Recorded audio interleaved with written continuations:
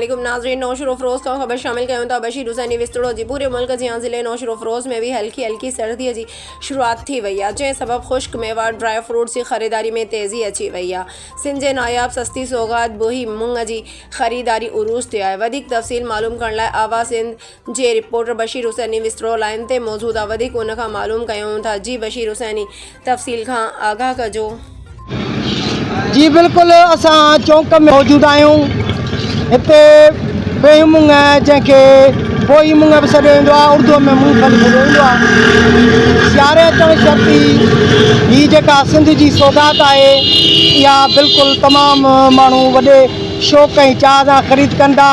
हिते ग़रीब तबिको जेको आहे पिस्ता बादामियूं त ख़रीद नथो करे सघे, पर हीअ जेको सौगात आहे सिंध जी बोही मुंग जंहिंखे सॾियो वेंदो आहे, इहे माण्हू तमामु सियारे जी रातिनि में चाह सां खाईंदा आहिनि। वधीक अचो त हिन बोही मुंग जेको पचाइण वारो आहे उन खां पुछूं था त हिन जो छा चवणु आहे। सर इहो हिनमहिल रेट आहे 1000 रुपया किलो, 250 रुपया पाव हलाईंदा आहियूं।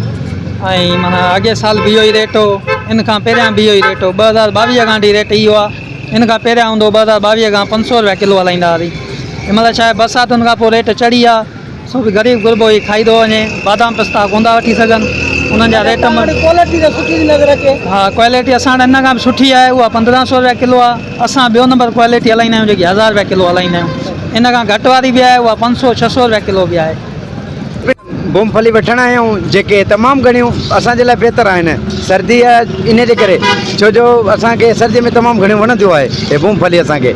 ऐं ॿी ॻाल्हि त असांजो हुकूमत सां अर्ज़ु आहे त असां ग़रीबनि ते रहम कंदा, त जीअं ग़रीब गुरबो खाई सघे, फ़क़ीर पिनण वारो जीअं बि खाई बि सघे।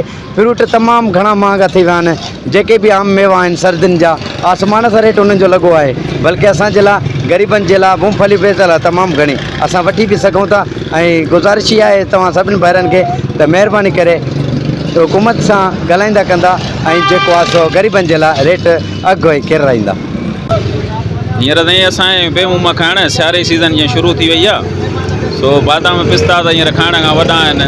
पोइ साईं आसमान सां रेट लॻा पिया आहिनि, 4000-5000 रुपया किलो लॻो पिया।